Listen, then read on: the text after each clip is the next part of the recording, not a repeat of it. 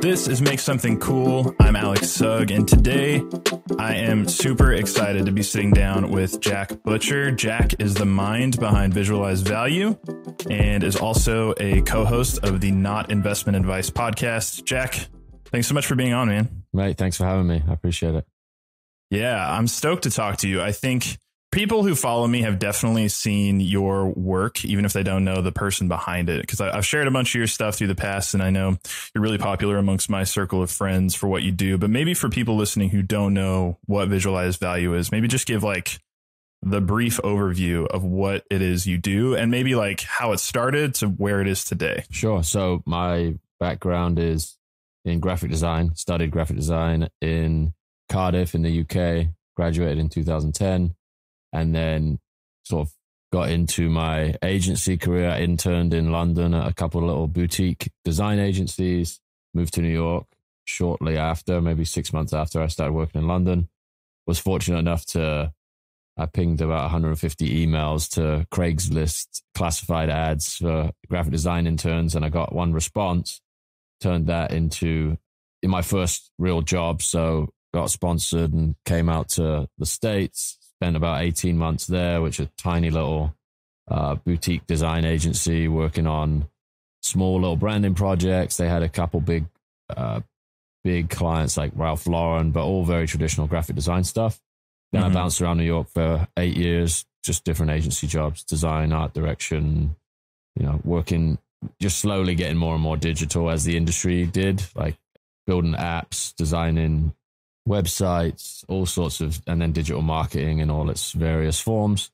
And in 2017, I was like, okay, I've got enough lay of the land now. I've experienced all these different agency environments, definitely with a tinge of like mid-20s arrogance or late 20s arrogance. I was like, I'll just go and do this by myself, right? So set up an agency, managed to get a client from one of my old agencies that was essentially unable to pay the rates of a massive 11,000 person agency. So I had a friend who introed me, got the LLC set up, and kind of managed to, leverage that first introduction into the agency itself. So I didn't just start it and then go looking for business. It kind of came off the back of having this introduction, and did that for about 9 months.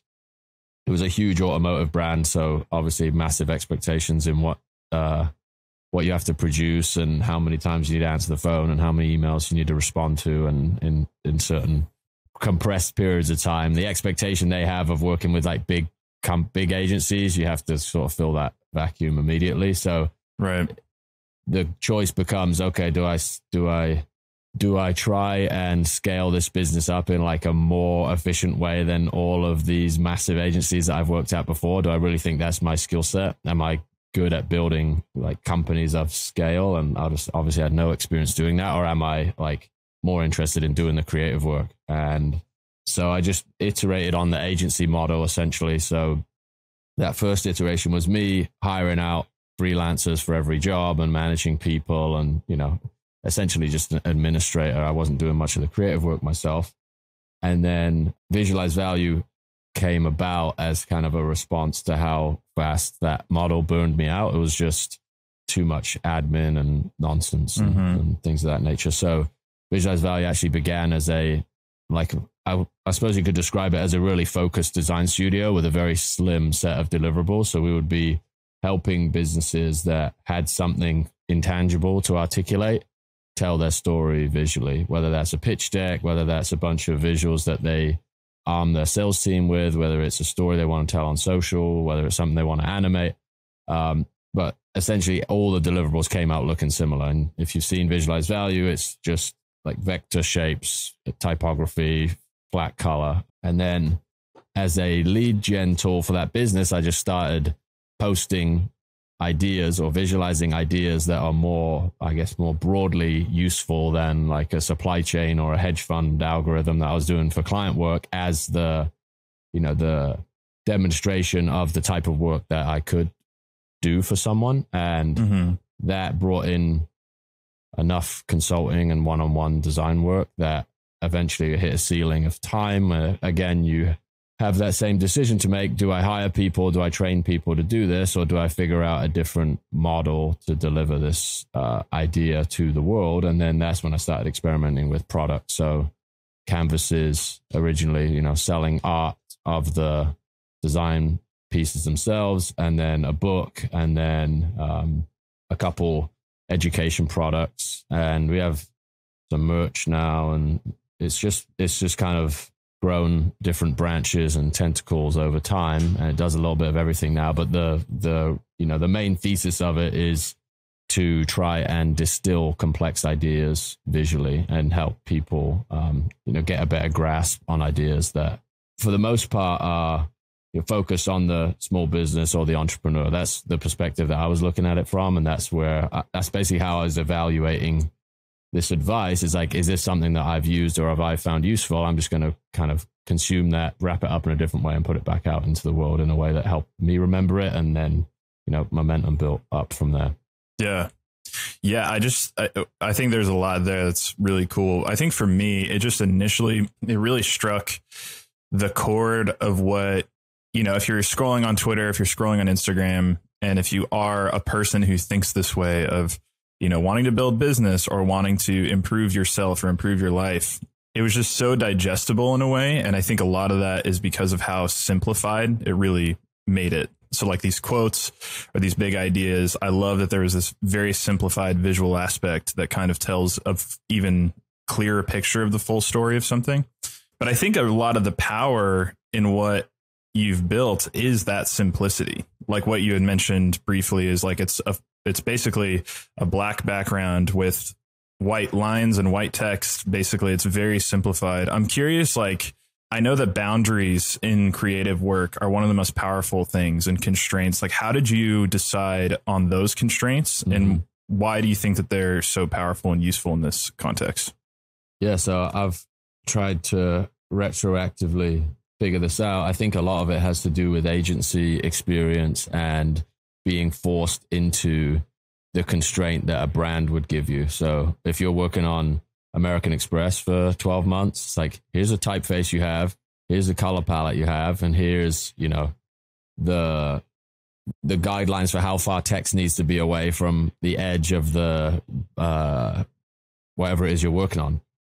And I think that's like a subconscious muscle you develop, which is, building assets or building a series or doing a series of work that is, you can tell a different story or you can make a different point, but they're all visually related. They have a relationship to one another. And that's the obvious reason for that in the world of big brands is because you want to like conjure that association between the message and the brand. So every time someone encounters it, it's just sort of like, I imagine it as like filling in a map of misunderstanding, right? It's like you get that point and then you see another message, but because it has this visual anchor that was the same, it's like, okay, I'm filling in another gap in my understanding. That's one like very philosophical way to look at it. And then the more practical way to look at it is like, you don't waste a ton of time staring at a blank canvas. Like, what typeface am I going to use here? What color goes with this? What style choices should I make? And some of the early iterations of, it wasn't called Visualize Value at the time, but I ran a business with a friend of mine before Visualize Value called Trust Accelerator, which was a productized podcast service, basically. So if you're a small business and you don't have time to hire, or you don't have the budget to hire a full-on production team for a podcast, you just record an hour of audio, drop it in a Google Drive, and then we'll turn it into, produce podcast, an article, 3 clips, and 5 visuals a week. And I was basically designing a brand for every single one of those podcasts, and then using those brand constraints to drive the assets on a weekly basis. And seeing people's response to that was another, like, I guess, it clicked in my mind that, like, okay, I don't need to reinvent the wheel visually here every time. It's more about what I'm doing with these elements that I've decided to use, and that actually becomes the creative constraint. So you're forcing the creativity back on yourself. So you're not spending 80% of your energy making stylistic decisions. You're actually spending your energy making like logical decisions or like conceptual decisions. So that, I think, creates a really interesting think you could apply it to any craft, right? If you're cooking a meal and you only have X in the kitchen, then you have to get incredibly creative to make that good or interesting or whatever else. And I think it's been a happy accident to some degree, but once you see it working, you're like, okay, I'm going to stick with the happy accident. And the more I think about introducing new elements, the more I'm like, well, why am I actually, is that something I'm doing to like satiate myself? Or is that like, am I actually running out of ideas here? Or am I just like, wandering off the proven path? So it's worked so far. We'll see. Yeah. I think that it does really, I don't know. I think visually it's very clear because we're such visual species that it like really clicks for people. But I do think it applies for any sort of creative endeavor or any project that you're working on. Like if you can, and I think in a way too, it really builds this long-term relationship to something, because like you said, it's like, if you don't set those boundaries or make those rules from the beginning, you're going to be reinventing the wheel every time. Mm-hmm. Like if you don't set your color palette in the beginning, or if you don't set like what you're going to be talking about, like for me personally, I spent the first half of this year not working on this show, and I was working on a podcast that was kind of about a bunch of different topics, and it wasn't really geared toward any one audience. And literally I ran into this problem where it's like every week I'm hitting this same wall of like, cool, I need to restructure who this is for. I need to think about the audience in a new way and all these things. And it ended up just like totally breaking down and failing. And then meanwhile, I have this show that's like very much geared toward creators. My whole purpose is to serve creators and to help creators do better. And it's just like having that like theme to what you're doing, even if it's not visually or color palette or whatever, but having that anchor, it's just such a game changer. And it really does clarify so much of what you're actually trying to build, because like you said, you're not so concerned with all these, outer details. You can really focus on like the core problem you're trying to solve that time. Yeah. I'm curious too, like, do you still find yourself wanting to get off track? Are you ever like, maybe I should throw some color in? Or have you pretty much just like landed on, no, this works and I'm going to stick to it? Yeah, because I used to tell myself in the agency environment, this was a line I would always say in interviews, is like, I love the variation of working on different industries or, on different problems and telling different stories and meeting new people. And I don't think I was lying. I think that was interesting and fun, but it's also, once you get so far into something that you're seeing the flywheel gets easier to push, if that makes sense. Like once you're, 1,000 images in and you have this feedback loop where people are enjoying what you're doing and giving you good feedback, it's like, unless there's a good reason personally to deviate from it, and I haven't ran into one right now. Like I think musicians probably, if they want to record a new album, they don't want to use the exact same set of, I'm not a musician, so excuse my lack of knowledge. They don't want to use the same set of instruments or sounds or X when they're producing that next thing, and they want to evolve as an artist. And I think, I'm not saying that won't happen, but while this medium feels like there's still room to run, or there's still things to explore and there's still work to do, it feels like switching away from it is a decision that's not really based on anything that I'm like particularly passionate about. But if that changed, then yeah, I would try something new. There's plenty of things I want to learn, and there is this like tension between, abandoning something that's working for something that is, something I'm like kind of interested in, but who knows whether it becomes the main focus after you've gone through those learning reps.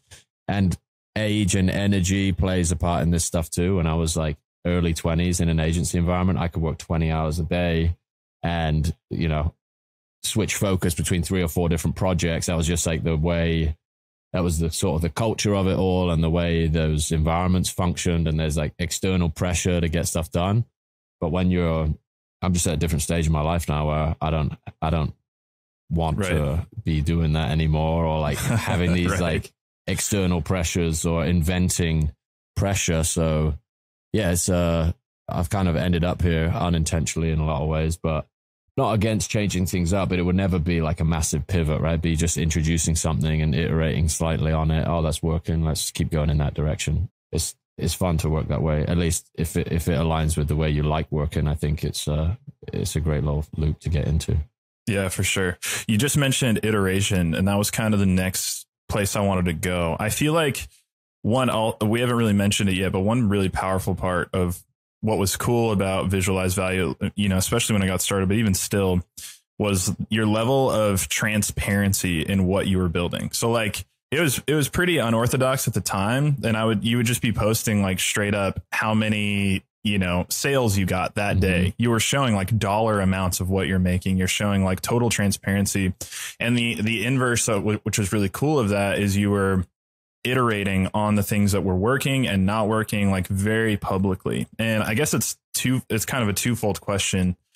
Well, not really a question. I guess, what is iteration? Like, what have you learned about iteration and the power of iteration now? Because quite frankly, I feel like there's, especially me, I think a lot of people listening, there's a lot of fear in quitting things that aren't working. Like, I think that there's this mindset of feeling afraid to fail. And once you stop doing something, it's hard to pick back up almost. You almost feel like, well, maybe I should just stop completely or entirely. But what I've really learned from, your journey and watching you build Visualize Value is that iteration is the key, not quitting necessarily. So maybe tell me about that process of iteration. Yeah. So I think you can sort of study it at every different layer, like iteration as it applies to the business model of Visualize Value. That's changed. So it's gone from, one service that we would offer to the only service we offer to a service we have figured out how to put into products that can, span time and space and teach people asynchronously. So I think one of the things that's difficult to grasp, but one of the things that the way you phrase, like, should I quit or should I keep going or should I iterate? There's like stage 0 of something where you need to feel some level of some feedback, some positive feedback, whether that's like your own learning. Like, for example, you have a podcast and it makes it possible for you to have conversations with people that you otherwise wouldn't have conversations with. Like, that in itself is a positive feedback loop that is worth leaning into. I think we're too quick to judge these loops as like, did I make X amount of dollars on this day? And that's obviously not the thing that happens on day 0. Like, Visualize Value was, the publishing of the content beyond the agency clients I had at the beginning. There's like a 3, 4, 5 month lag there before that became a vehicle for new business entirely. Like, I was working off of the networks that I'd built manually by, working in agency environments and just like meeting people out and about. And your like ability to iterate, this is the like exponential function, right? It's like the iterations you are making when you're small and there's only a few eyeballs on your work, it's very hard to understand how much of a difference it's making because the sample size is so incredibly small. And I've talked about this idea before of like the beginning part of it has to be selfish in some way. So if you're doing the podcast is a good example, or if you're the design thing for Visualize Value, if it's making you a better designer, it's just this process that, if you practice for an hour or 2 hours a day and you weren't going to, like 5 years ago, you wouldn't publish that work. The only difference is you're publishing it now. And even if that doesn't position you to build $1 million, like leveraged business that's paying you while you sleep, it makes you a better designer. And in the next interview you go to or the next freelance job you pitch, you have a bigger body of work to demonstrate your skill set. So I think it's like having the end result in mind, but also understanding that there's like tiers of iteration that need to happen in between. And the thing you're working on, can it be beneficial to like the work you're doing without scale? Even the podcast example is like, if you do a certain type of work, meeting people one-on-one is, I won't make the comparison to cold calling, but it's network building for somebody who is like at the start of their career or, just starting to build skills. And if you're later into your career, then it's kind of twofold. You're building a network and you're exposing your skill set and the way you think and the way you interact with people at scale. So I think there's like I also talk about my advantage. I feel like I had was I was way less. I don't know if this is, I can't quite empathize with somebody growing up at this point in time, because when I started my career, there was no like, TikTok, Instagram, Facebook, like they all, like, I think Twitter and Facebook existed, but I had like, 60 friends on Facebook, and 2 of them I would speak to once a week. Right. So I would go to work and I would just work for 10, 12 hours a day. I had an amazing mentor who was like, taught me the craft of design, copywriting and strategy and all of those things that are like, undoubted. Like there's no doubt that those form the base for this thing that you can iterate on in a new environment. So that's also something to recognize, is either getting into an environment or finding a thing that is so like enrapturing that you just want to like get better at it by any means necessary. You could definitely do that in the physical world and the digital world still. But I think finding it's this double-edged sword, right? Like the internet exposes you to so many things, and that's why it's great. But it's also the downside of the internet, as it exposes you to so many things when going, the opportunity cost of focusing on the wrong thing, I think is high, or perceived as really high, right? And you just end up, I see this constantly with people who, I've spoken to a few people, tried to help them find a thing or their thing. And there's this tendency to do something for a month and then, oh, this new thing's coming out and I'm going to switch to that. And I think there are like underlying skills that transcend all of these, whether it's technologies or trends or industries, where it's like, if you're a great writer, if you're a great interviewer, if you're a great designer, if you're a great illustrator, if you're a great screenwriter, like all of those creative skill sets, those are the things that are not going to be automated, or at least the last to be automated, right? These are the things that are very difficult to write software to replace you. Right. So although it feels like the world is passing you by while you're getting better at this stuff, it's more just like noisy trends that you can plug your skill set into when you reach a level of mastery or excellence, or whatever you want to call it, where you feel confident to go and participate in that world. So I think creatives and creators, we do have this weird mix going on where everybody is so focused on the network building side of things that the craft suffers a little bit, and it's balancing those two things is super important. And I think just switching off or pulling yourself out of the feedback loop that is preventing you from just working on the craft is, I think if you have a 10-minute attention span, you're like in the 1% in 2021. Right. Yeah. And 100%. That should be an encouraging thing for anyone listening that's like getting started. If you could pay attention to something for 10 minutes, then you're going to be all right. In an incredible place. Yeah. Right. Yeah, for sure. I mean, I think that brings up such a good point. It's like this level of, I had Tom Osman on, which I think is a mutual friend. He's been on the show twice. I want to have him back on too soon. But one thing we talked a lot about, was he just like doesn't give a shit what people think about his posting. And like, that's like proven to be so beneficial for him, is like this level of online resiliency, where like, I think a lot of, my peers and even myself, I feel this crazy insecurity to post things that would like piss people off or, make me seem a certain way or whatever. But like Tom's this awesome example of like, he just has this level of resiliency to like, just say what he thinks and like, let it go into the internet sphere. And I think that there's a level of like, that's what iterating on the internet has to look like. Like you have to build this level, maybe not to an extreme level, obviously, like use your brain about what you're posting, but there's this level of like, resiliency building of like, cool, I'm going to start posting and I'm going to push through even months of like not getting that feedback that you're describing. And there's a level of that you kind of have to, and this is kind of the stage I feel like I'm in now, is like signing up for that of like, cool, even for lower engagement or whatever the metric is you're looking at, like you just kind of have to sign up for the long haul and like a little bit of resiliency for maybe a quieter feedback loop, at least in the beginning. Did you experience that at all with Visualize Value? Yeah, for sure. I mean, there's I gave a presentation to, I don't know, 8 people early on in the Visualize Value journey about I posted for 18 months on Facebook. The only person writing on my stuff was my mom. I have the receipts to prove this. So that was a long time shouting into the void.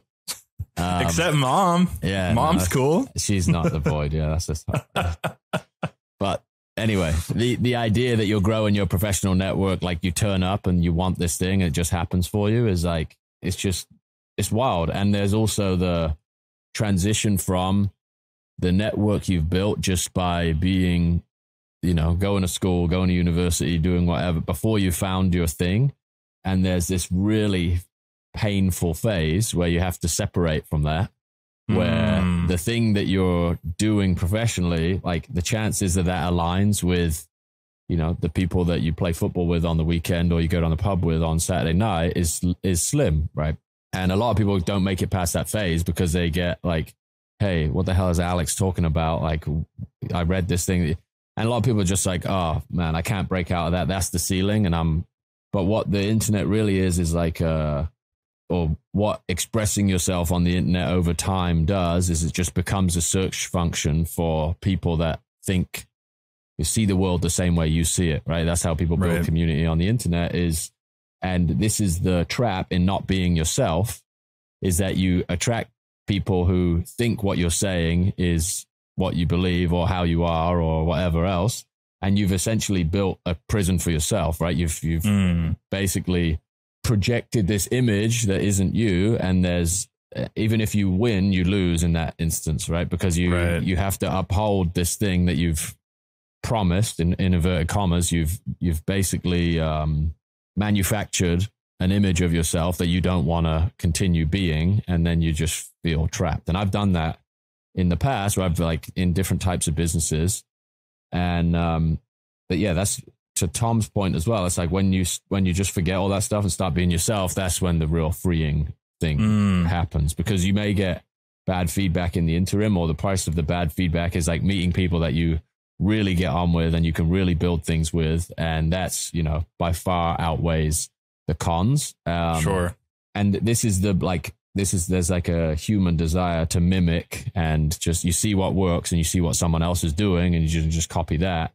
But it really, you may get some short-term momentum off of that, but if you don't have access to the source material, then you're going to run out of steam at a certain point, or you're just going to build something that you can't kind of fulfill on because it wasn't born of your experience, your ideas. And, everybody has had a unique experience, unique perspective. Like, the difference in people is just meteorically massive, and you have to essentially ship your way to finding that difference. It's quite a process, but, the other piece I would say is having some like creative insurance policy along the way. So if people have like a skill where meeting one person or meeting 5 people a year would be, economic resilience, then you really don't have a ton to lose, right? If visualized value could reach 3 of the right people per year and I could get a couple design retainers off that.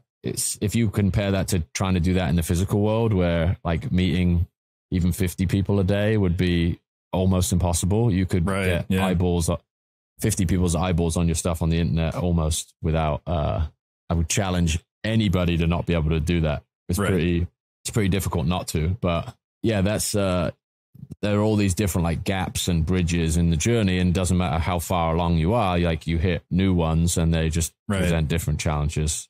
Man, I've never heard it articulated that way before, but that is so true. I think that there is that level of, for people, and it takes a level of courage and bravery. I feel like this is kind of a stage where I'm in, and I've been in and out of it a few times. And right now I'm really committed to trying to break out of it, but is like that separation from just the people who you've interacted with, the people in your life, your family, your friends. Like, I don't know if I've ever heard anyone describe it the way you just had, of this painful period of separating your digital identity from the people who you're just hanging out with on the weekends. But like, that is one of the most crucial things you have to do in order to build any sort of meaningful online platform, because otherwise, just to your point, you're not going to be like your most authentic self online. And if you're not that, then you're not going to connect really with anyone. And you're especially not going to connect with yourself. You're going to quit before it gets, before the good stuff starts happening. But I don't think people talk often about that, is like that period of time when you're trying to separate those two worlds a little bit. And it is pretty excruciating when you're at the, and it's weird how psychologically tough it can be on a person to do that separating work. Yeah, it's incredibly hard. And it's like, I would say I'm either on the other side of it or I just don't give a shit at this point. So like I just look back at it differently. And the people who were like, what is going on? What is all this about? Like on the other side of the thing, on the other side of the transition, you have the same relationship you had with them before. It's like, oh, it's just totally the thing you do for work that I didn't understand when you weren't doing, like, they don't sit in a conference room with you all day. So why would, right. Yeah. Why would they understand it any other way? It's just an interesting, like, I think societal shift. And in the last couple of years, I think it's actually people are getting more empathetic to it because everybody understands that 80% of the workforce is working from behind a screen. And, right. I really think, imagine like getting hired remotely, not meeting any of your coworkers and working from a, like behind a screen. It's like your ability to express yourself digitally is now like a legitimate lever on your career. And that's like, for whatever you think of that, that's true. And I think people at large, and, I'm now starting to see, people that I would have bet my life savings on never going the route of like, broadcasting their opinions on the internet are now doing it because it's a function of how the world works now. So that's good and bad news for people that are trying to do it because your competition, it gets more normalized, but also more people do it. Generally speaking, the more painful it is, like the more, the closer to the edge you are. Right. Yeah. That's a great way to put it. You had mentioned a little bit earlier about like having some sort of skill. And I think like there's right now, I talk to a lot of my friends and peers about it a lot of the time.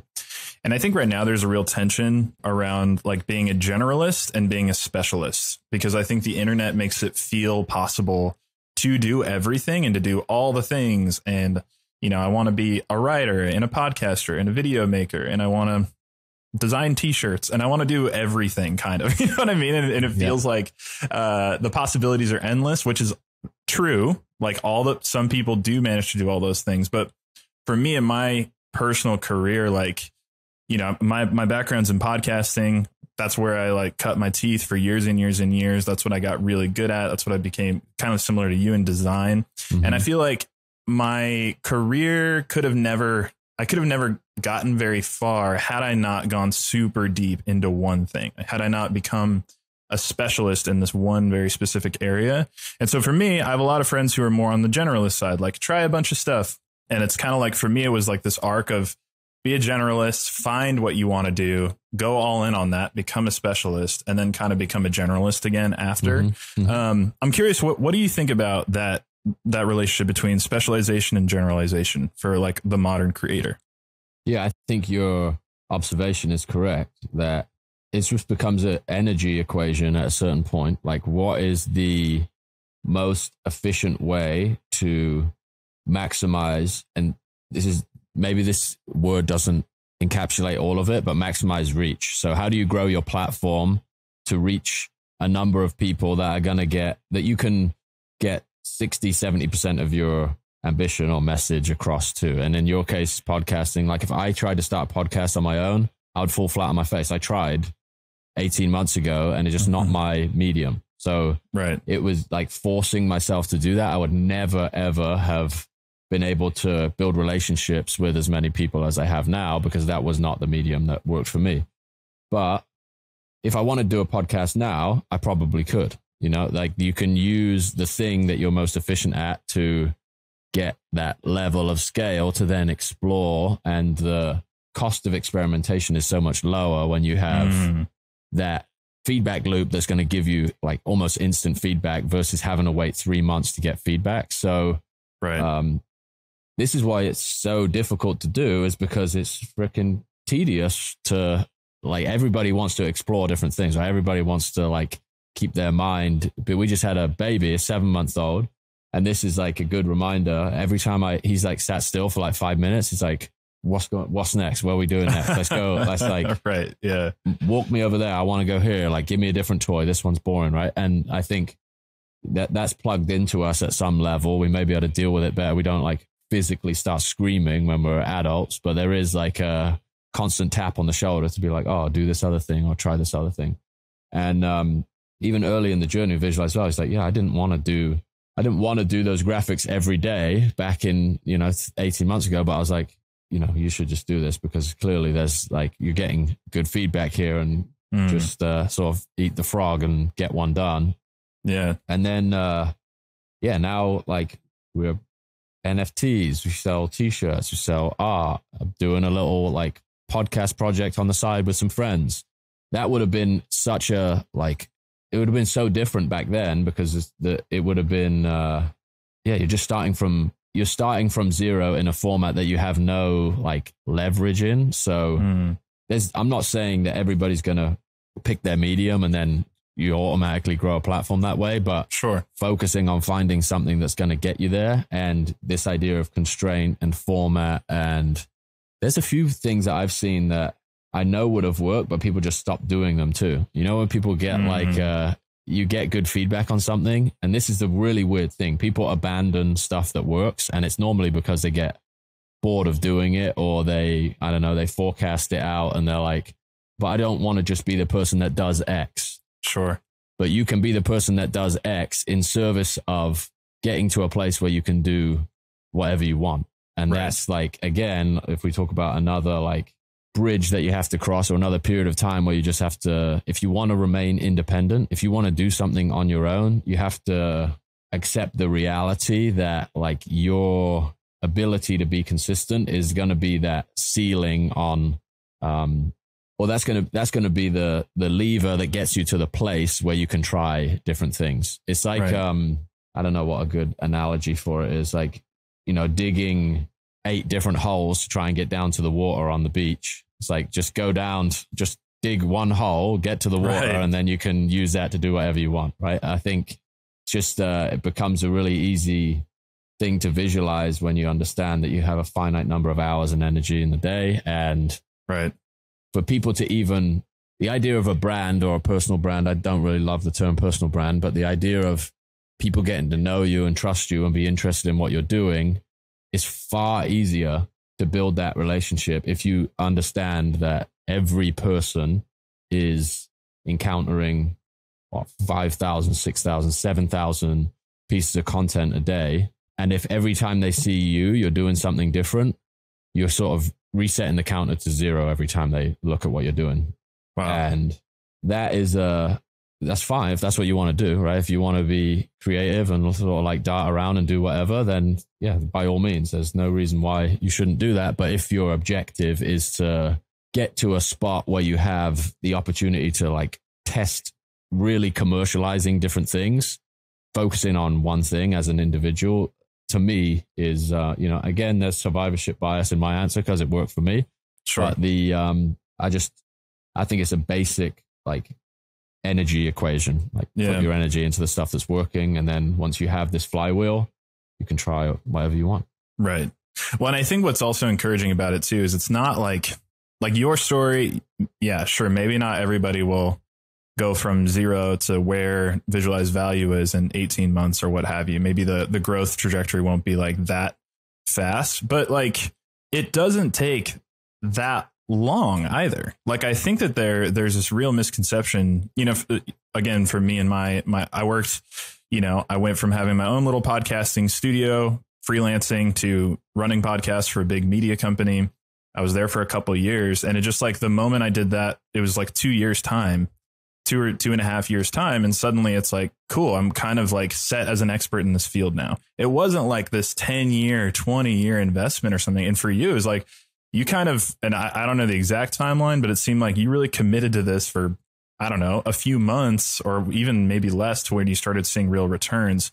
But I feel like it feels a lot scarier than it actually is to commit to something for even a short period of time before you start seeing returns on whether or not it's going to work. But it feels scary. It feels like, oh my gosh, I'm signing my life away to go this direction or to do this thing. But it actually isn't that. It won't take as long as you might be afraid it will.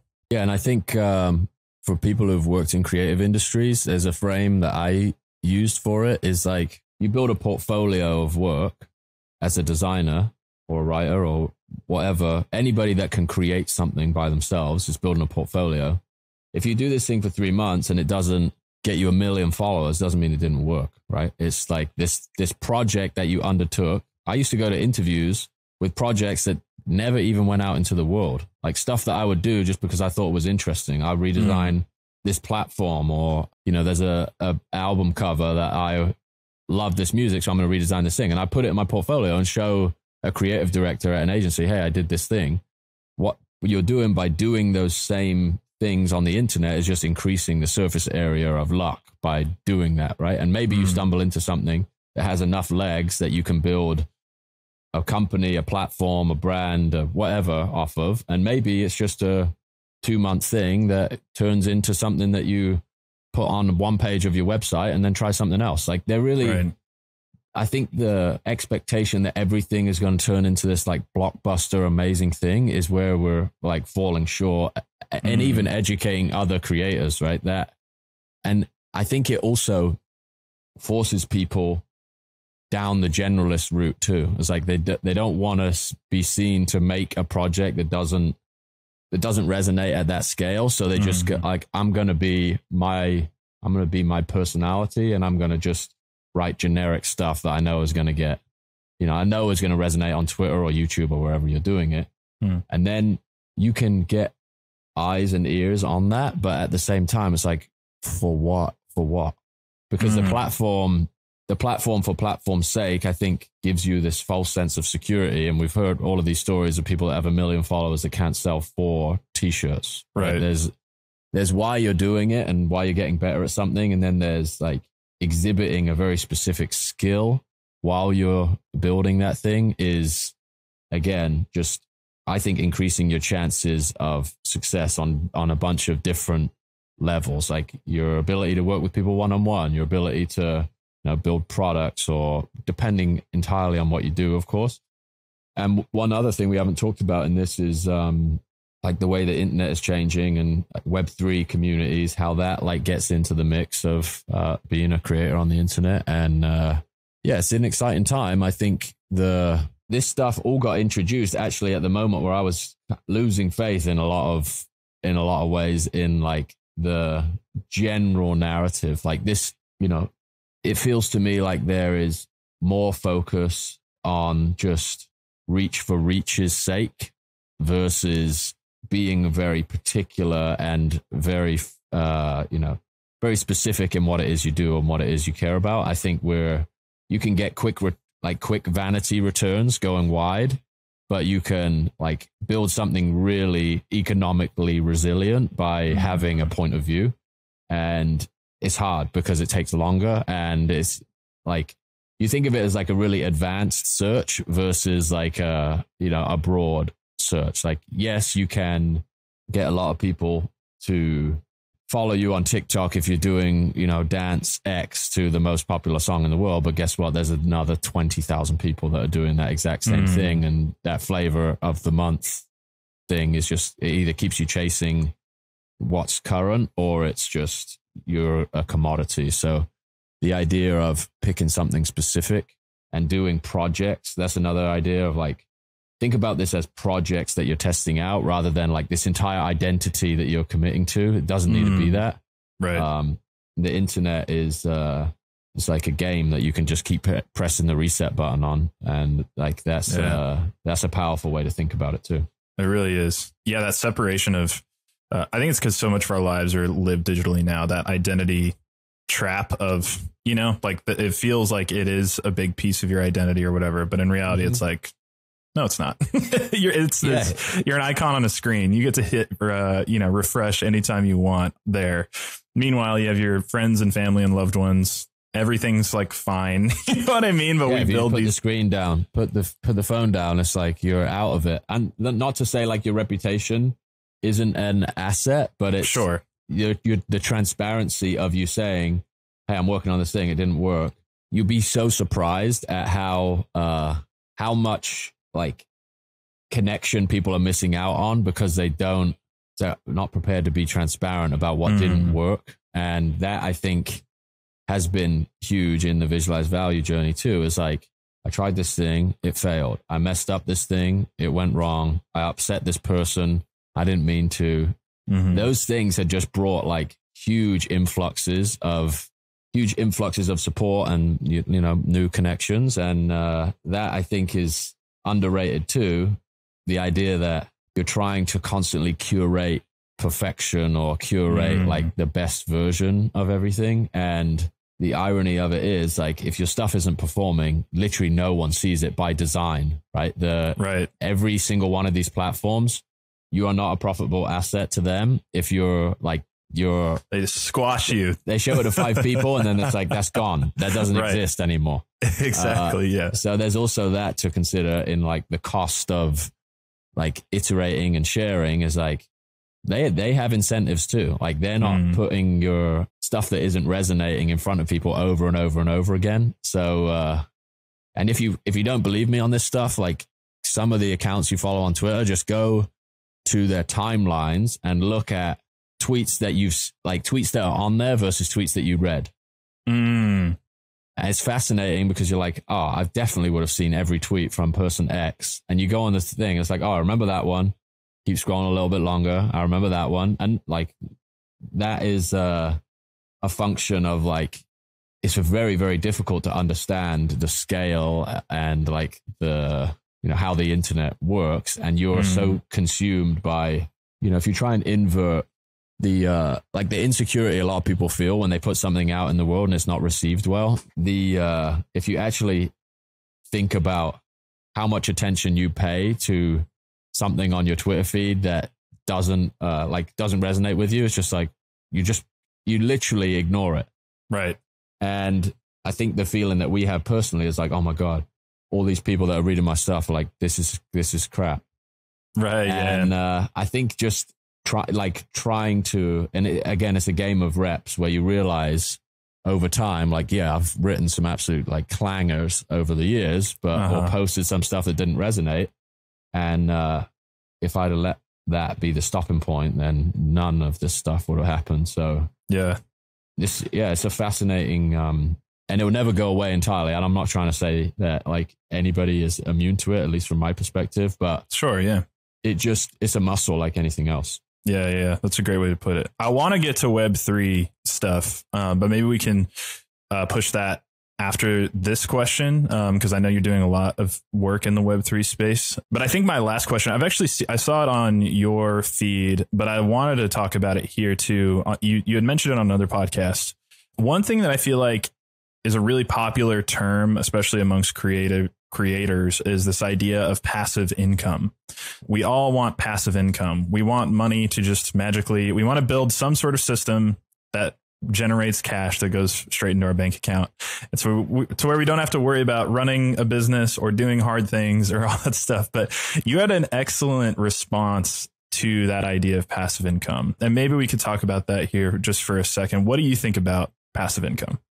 Yeah, I mean, it's what seduced me into entrepreneurship to begin with, right? It's like, oh, you know, I can, exactly how you described it. Like, I can stop worrying about money. And the reality is, you never worry about money more than you do as an entrepreneur, because that is not something that is, you know, at least in the early stages, that's not like the definition of it is that nothing is guaranteed on the financial side, right? So passive income, you hear all these stories of, you know, people who are just sitting in Barbados and they're, you know, the wire just keeps hitting month to month. And those stories are true in some cases, but those aren't people that quit their job a week ago. Right. The idea of passive income, I think, unless you have access to just ungodly amounts of capital and you have an appetite for an insane amount of risk, get the idea of passive income out of your head, or at least get the idea of an amount of passive income that's possible to live on in the short term out of your head. Like, that is, you know, if it sounds too good to be true, it probably is. There's plenty of, plenty of anecdotes, and there will be exceptions to the rule, but like these markets are fairly efficient, and as soon as an opportunity like that exists, it will get arbitraged away pretty fast. So the difference that I like to make the distinction between passive income and leveraged income, right? Where what you're really aiming for is a variable outcome on your effort. So in a service business, in a client business, your time and money have a relationship where you can do your value-based pricing. You go from hourly pricing to value-based pricing, which is essentially just increasing your hourly rate. Right. And there's only so many hours in a day, and every person you hire to fulfill on the service business is making your business less efficient. However you want to look at it, it's like you cannot add more people and get more efficient. I mean, we could debate that for a little bit of time, but it's an additional cost. So leveraged income is about these variable outcomes on the upside. So if you're going to create if you create a product, or if you create a piece of media, a piece of code, whatever it is that runs independently of you, then your leverage becomes, how many people can I get to use this thing? How much more efficiently can I generate and direct attention? And the outcome on the other side of that is dependent on your judgment. So, for example, you launch a product and you write an email, and you have 100 people on your email list, and they convert at 1%. The quality of that copy determines your leverage, right? If the product if you have no responsibility or no time commitment to delivering the product on the other side of that email, let's say, for example, visualize value. We have a design course called How to Visualize Value. I send an email to 100 people explaining what's in that course, and 1% of them convert. Let's say it's $300. I make $300 on that day. Then I'm like, okay, I'm going to write some tweets and I'm going to explain what's in this course, and I'm going to get people to sign up to this email list. I write one tweet storm. I copy it over to LinkedIn. I do a YouTube breakdown on it, blah, blah, blah. They're all directed to the same URL.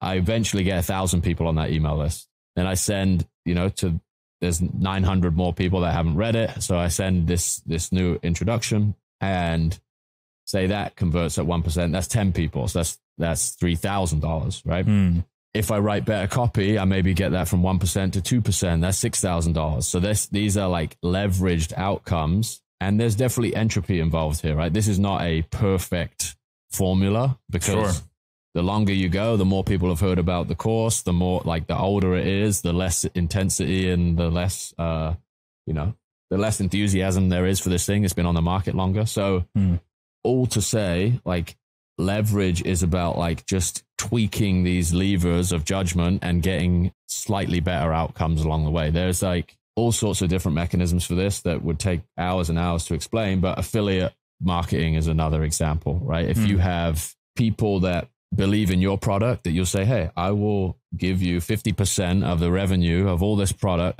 There's zero cost of replication for me. You've been through all these courses. You've done a great job at explaining them. You can go out and explain to people that this has, helped you develop skill X. You get 10 people doing that. There's another, 10,000 emails going out a day, and so on and so forth. So the internet is this leverage machine that helps you amplify the outcome of good judgment. And that's, I think, that's the model we should have in our mind that we're developing versus the passive income idea. Because passive income is, especially in a tiny business, is kind of the two ideas aren't as compatible as people think, because these things just have, another great example I didn't use, SEO. So outside of social, and I'm not an SEO expert by any means, but I have a couple friends that have built little SaaS tools. So a good example is a guy I know built a tool called Closet Tools, which is a Poshmark plugin. Do you know Poshmark? It's like a secondhand. It's like a marketplace thing. Yeah. Like eBay for clothes. So he built this little plugin that helps people list more efficiently on Poshmark. And he wrote, I think, 5 blog posts, insanely detailed blog posts about how to better use Poshmark in this context, or how to better list your items for whatever. I don't know anything about the specifics of it, but I know how his business works. And those articles are so well written and people read through all of them and they stay on the page for 10 minutes that they rank almost at the top of Google when anyone types in like how to use Poshmark. Right. And he has a free trial to his software attached to the bottom of that article. And he literally he doesn't have to go on Twitter. He doesn't have to go on YouTube, doesn't have to write new organic posts every day. He has assets out there that Google is forcing traffic towards every day that are converting into his platform. He has to, manage some customer support emails when people have a question and things of that nature. But he has leveraged income to the point where, he ships one feature or tweaks one feature on that product, sends out an email, another batch of people come through. So, right. I was going to butcher a Naval quote. The future of work is not like white collar versus blue collar. It's leverage versus unleveraged.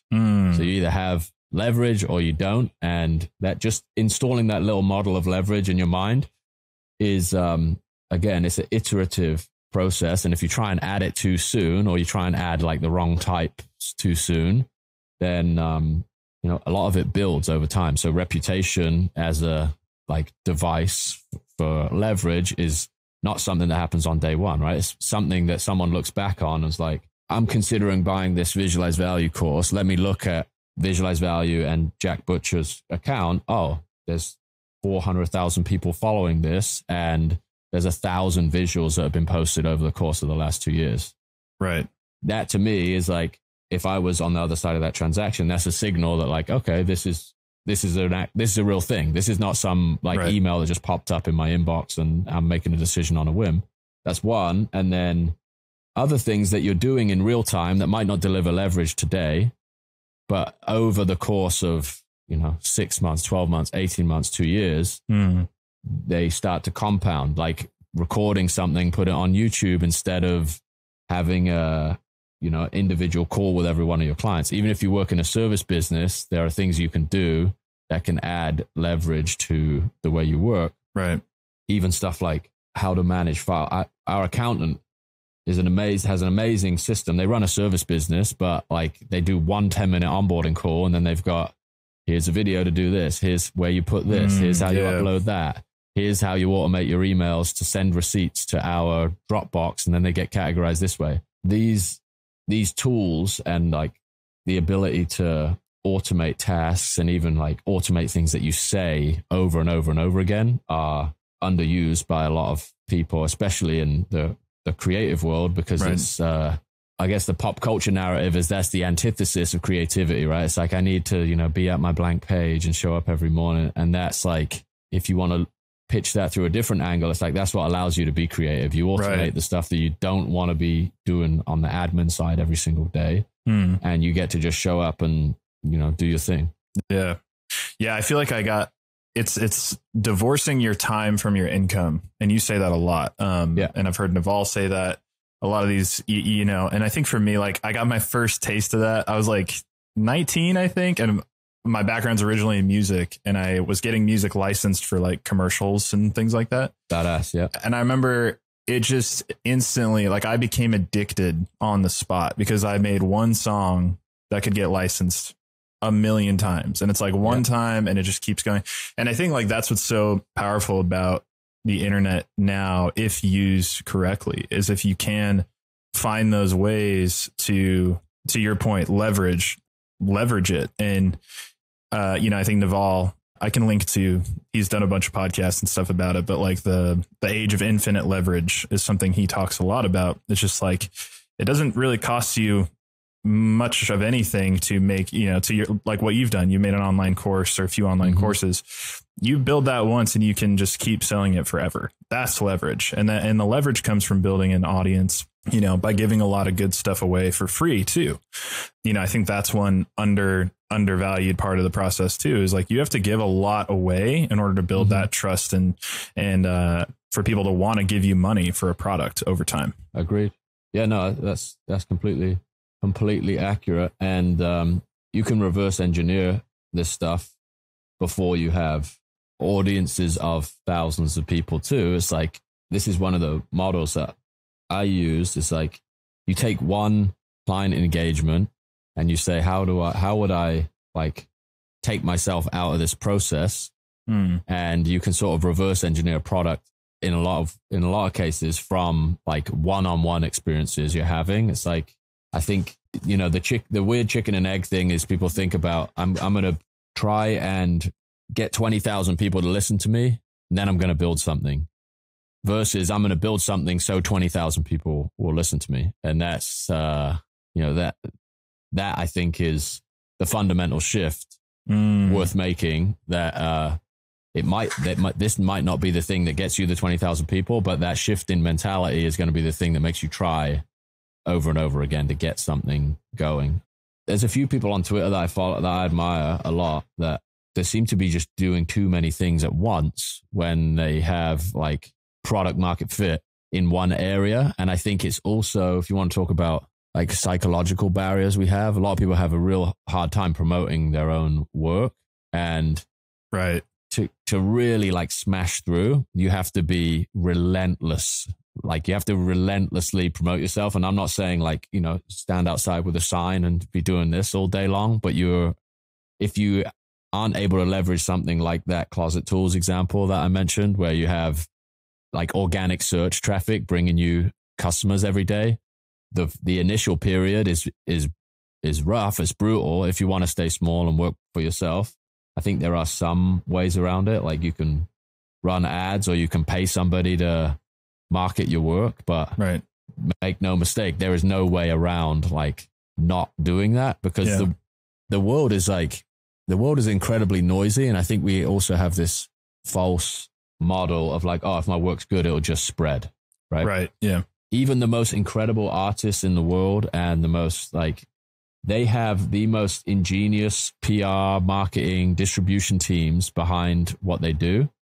And I think that's like, I don't know where that myth comes from, that like, the best ideas spread organically. It's like, no, the best ideas are ingeniously distributed, and they have incredible strategists working on them. And I think for anybody struggling with this, it's like, it's often not a function of how good your idea is either. It's like your ability to distribute it and your confidence in promoting it is a huge part of the equation. Right. And getting people results is what gives you the confidence to go out and shout about what you're doing. And working with people one-on-one was a great basis for that for me. It's like, I know this works. I know I've made a material difference to a bunch of people with this stuff. Now it's just a search function to find more people that need this thing. Yeah. And I think too, one thing that I even think it's shown in your work, but a lot of like the best creators who are making it independently, I even think like relentless promotion. I don't even know if it's like relentless promotion as, and maybe this is a mindset shift I'm trying to wrap my head around, but like relentless value, for lack of a better term, but just giving stuff away. And even if it feels like you're a lot, or you're giving too much, or whatever it is, but like if you make it fun to watch what you're doing, or if you make it valuable, if you can actually give things away that people enjoy and feel like they're getting something out of it over and over and over again, that just builds this level of trust. And I feel like that is kind of the shameless self-promotion that actually works, is like helping people, and maybe that sounds more benevolent than it actually is. But I feel like there's this level of, it doesn't have to be like, hey, check out my thing, buy my thing, buy my product. Oh, it's not going to work. Exactly. Yeah. Promotion is maybe the wrong word, but that's what it ends up doing. Like, what your continued effort to share does is makes more people consider what you have for sale. For sure. Cool. I want to move, I guess just to kind of wrap it up, I did want to talk about Web3 stuff with you. And basically, I don't know the level. I don't want to assume the level of knowledge my listenership has of Web3. I have a very elementary understanding of what it is. Maybe let's talk about like, what is Web3 and what excites you about it? Because you've really jumped in like head first, and you're really, deep into it. I'm curious, like, thinking about from the perspective of like this show, like what excites you about it for creators, and what is it exactly? Yeah. So I will also admit that I'm early to this. I'm sort of documenting my discovery of it and my like, in the same way that Visualize Value began as me sort of churning back out ideas that I was consuming, that's the same process I'm undergoing now with Web3. And there's a lot of incredibly smart people that have been in this space longer than I have that I put together a thread a few weeks ago. If anyone's interested in it, I'll pin it after this so you can go and find it. But Web3, again, a buzzword that is like used to sort of encapsulate so many different things, and it means a lot of different things to a lot of different people. I would say my interpretation of it is a shift in incentive structures on the internet. So if Web 2 was about like distributing on platforms that are owned by these giga corporations, right? Where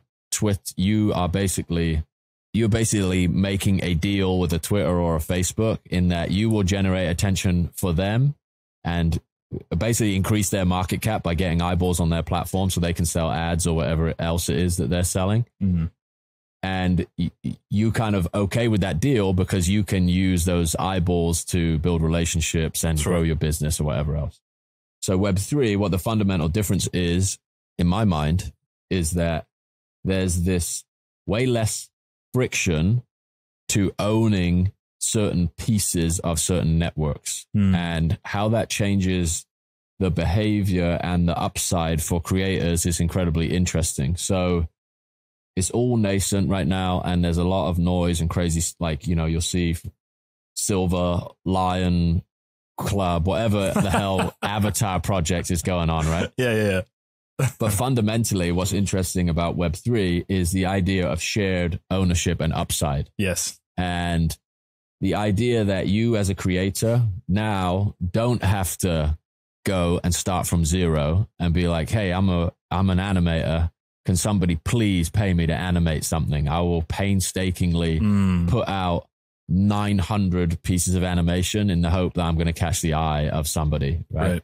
What Web3 enables now, and the way like internet culture is shifting, is that these companies or these collectives or these groups, these membership groups, are open to anyone. You may not own a piece of them, but you can go into the Discord of any of these like owned communities, whether it's a platform that's building on crypto or an avatar project or, you know, a decentralized movie studio, game company, whatever it is. You can go in and watch and see what they're talking about. Yeah. And there's obviously a lot of like top-down capital coming into the space because there's people that have been invested in Ethereum since 2014 or whenever the Ethereum pre-mine was that are just like giga millionaires. And this is a like minute marketing expense for them to fund. And obviously there's some, you know, people do it because they love doing it, but it also makes a ton of sense to grow the ecosystem. So as a creator, you can plug into these things and it's like you have almost instant product market feedback loop that you can plug into instantly. So if you're an animator and you go into Bored Ape Yacht Club, you're like, hey, I just animated this short of these like 5 characters interacting, whatever. Yeah. There are people that have a vested interest in growing the market cap of that community, growing the like increasing the quality of the relationships between that community. So instead of you like trying to break, and the narrative you'll see is like Web3 gets rid of gatekeepers and crypto gets rid of gatekeepers, right? This is the grand vision for crypto, is like the middleman slowly loses power over time. Right.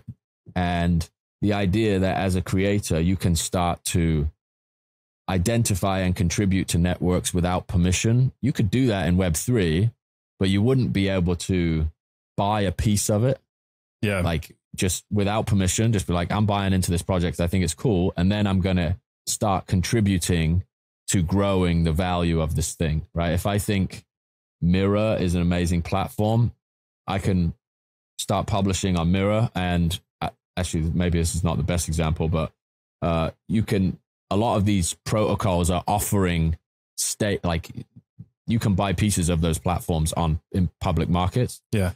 So the idea that everyone becomes like an investor and everyone's portfolio, like everyone's creative portfolio is actually aligned with their financial portfolio in a lot of ways.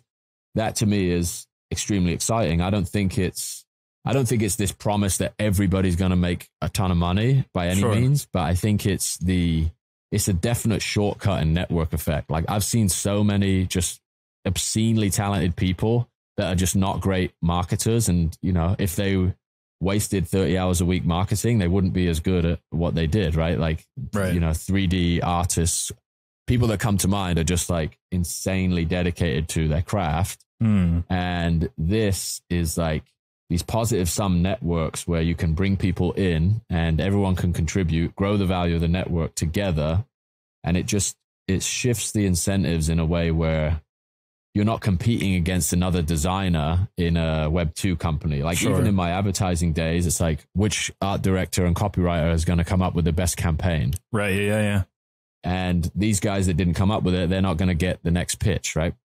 Versus a Web3 thing where, you know, maybe you own a piece of the protocol. You're like, I want the best thing I'm desperate for the best thing to win because it's going to have a material effect on my ownership of the, you know, the overall protocol. So yeah, it's like just a slight shift. And well, I say a slight shift, it's a huge shift, but from the outside, it looks like a slight shift. Right? And I think there's a lot of people, especially creative people, that have been reading narratives about NFTs in particular that are like, you know, this is a complete Ponzi scheme, nonsensical thing.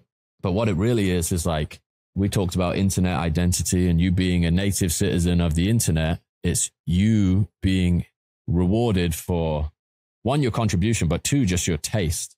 Like if you can predict the virality of something, or if you can like understand that this asset is going to generate X amount of attention over X amount of time, then you basically place a bet on that. Like that's another critique of it, that it's just a massive casino. But what is any market really? It's abstracted. It is a gamble, but this is just going to be way more volatile, obviously, because people can participate completely anonymously, and there's a lot more due diligence that you should be doing as a participant of these markets. But it's also, I think, like a once in a generation technology shift where you can, you know, position yourself in a really compelling way as a creative. I think there's all these arbitrage opportunities in that world because it's so technical, and the people that have been in that world and have excelled in that world to date have been the back end builders of the tech.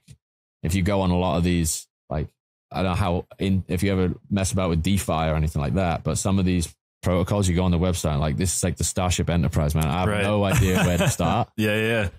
And that arbitrage opportunity for like a UI designer, UX designer, a writer, an illustrator to explain this stuff is like, there's just this big shift in, this transition, I think, presents a massive opportunity for creative people to own upside in their contribution. I'm actually going to try and put together something on this that's just, you know, I don't claim to be a technical genius around any of this stuff, but trying to just point people in the direction of like, you know, maybe philosophically, if you shift your perspective slightly, then you can position yourself differently. And the idea of permissionless work now doesn't need to be this like complete, you're not completely winging it, right? You're not like investing your time in doing something that might be ignored. It's like you have a captive audience. You make something, you literally drop it in the Discord channel of the company that is developing the technology. The right people are going to see it. And it's different than, you know, spamming Twitter, like spamming in the Twitter replies. So yeah, I just think it's a big shift. I think there's a lot of promise for people who jump on it. Yeah, I agree. Like the guest before you, his name's Jeremy. He's like this amazing photographer. He does portrait photography. And right at the end of the episode, I was like, so what should people look out for? And he's like, I'm dropping a whole series of NFTs. I've never gotten into the space, but like, that's the next big step for me. And it just is like becoming abundantly clear, like there's something real going on here. I do feel like the accessibility part, like I even think a lot of what you just said, I think a lot of people won't know what a lot of, even me, I don't even know what a lot of it is. I mean, I think like that Twitter thread you had mentioned that you've been putting together about like what you've learned and where to learn things, like that's for sure a cool place for people to start. But I'm curious about like what do you feel like some misconceptions are that you feel like you had mentioned, like people calling NFTs a Ponzi scheme? Like what are some misconceptions around it that you feel like you disagree with, or you feel like are incorrect, that you like, what are your convictions around it? Sure. I think one thing is like digital ownership is not valuable, right? I think this idea of like you can't own property that's on the internet. And I think that misconception comes from, it's always been this way, or you don't actually have a understanding of how the internet currently works because you are contributing to a network that somebody else owns right now. Like there's a really interesting disconnect where you can make a violent criticism of something, but you don't actually understand the other side of the argument, or you haven't thought about how that changes what you're saying. So by saying, artists shouldn't sell their creative work, you're actually saying artists should grow the market cap of Twitter and Facebook and sell prints for $7.50 versus, have collectors invest in their work and build a valuable network. There's definitely a lot of misconceptions around the Ponzi scheme, or being around collectors in the space. Like I said, there's people that have been invested in Ethereum for an incredibly long time, and this is like a really exciting cultural moment that they view as significant as the Renaissance period, Sure. like digital art and ownership of these just incredibly significant cultural objects. And people compare that to Beanie Babies, for example. Mm-hmm. And it's like there's some good precedents for that. Like a lot of these collectibles and collections that are just being spun up in 10 hours or whatever people are doing, hiring someone on Fiverr and dropping the thing and then just running off. Like any market, there's going to be nonsense. Sure. But this is just, the response is just way more crazy because there's so much money involved and it moves so fast and it's this big liquid network that's Sure. all over the world. But some of the things I think will continue to shock us in just outrageous ways. Yeah. I don't think people really understand the size of if you look at a financial market, like how much volume is being traded on any given financial market on any given day.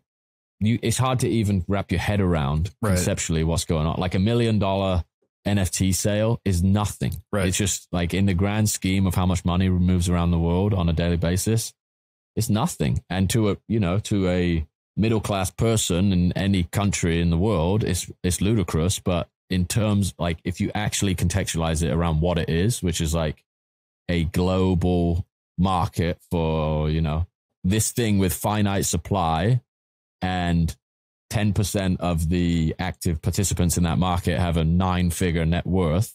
It's okay, it makes total sense. Right. If you zoom out enough, you start to understand why it's happening. And then I think, again, people misunderstand or undervalue attention, and how attention is the most powerful force in the world. Some of the most Apple is the most valuable private company on the planet. Yes, they make nice phones, but why does everybody want an iPhone? So they have this little portal that they can stare into every day at what their friends are doing, what their friends think of them. They communicate with their colleagues, all the things you use an iPhone for. Yeah. It's the critique that digital things aren't real. It's okay, so every interaction, every time you touch your iPhone, nothing real is happening. You can extrapolate that logic and challenge it that way. And I just don't believe that to be true. And that's, another great contextual point is Fortnite, the skins that they sell in Fortnite. I think that's a $2 billion a year marketplace. Wow. And Fortnite takes 100% of that. You don't own any of those items as a player of Fortnite. You just literally are emptying probably your parents' credit card in most cases into Fortnite LLC's bank account versus, hey, I was here on this day and I got this, I got this digital asset and now I can trade that. I don't know if you ever played RuneScape or I never did. No, I didn't. But a lot of these people that are massively into these Ethereum in particular and all of these market protocols, they played games. It's internet magic. Internet money is not a is not an exaggeration, because a lot of people just learn coordination and like place value on items along like 10 years ago. And these like transactions are happening digitally. And you could make the argument like, yeah, that's in-game currency. But again, going back to the start of the conversation, it's like we're almost playing like a remote job, or, you know, remote work is a video game. Totally. And for people that have like reached a certain point in the Maslow's hierarchy, I'm not saying that, you know, you need to have your bases covered, right? Your food, your shelter, your air, and then for people that aren't worried about any of those things, is it any surprise that they're like messing about, buying pictures of monkeys off each other on the internet? It's like buying rocks. Really surprise me. JPEGs of rocks. Surprise me. I know. Yeah. And that's like I said, I think we're just at the beginning of it, and crazy stuff. But there are people that are way more articulate than I am at describing this stuff. I think I can gather that information. And I actually had this idea this morning. I might set up another, like, make it free or donation based so someone can maintain it, but set up just a little course that goes through some of these principles and get some resources for people to follow. That'd be cool. The thought leaders that are actually building in this space. Yeah, that'd be cool. One thing that I like to think about, and you could tell me this might be totally off and it might be like not completely aligned with what like NFTs and Web3 is all about. But like one example I think of a lot when I talk to people about this, or when I've heard skepticism, is the first thing that comes to my mind are domain names. Like I own alexsug.com.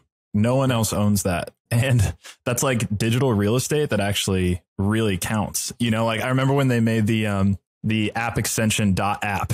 I just I went into Hover and I bought Harry Potter.app, Nike.app, and I bought all these things. And of course I got flagged and I wasn't allowed to do it. But in my mind, it's like there's this level of digital ownership that's really valuable, even in a domain name. And that's been going on for decades, where people are buying and selling domains across to each other.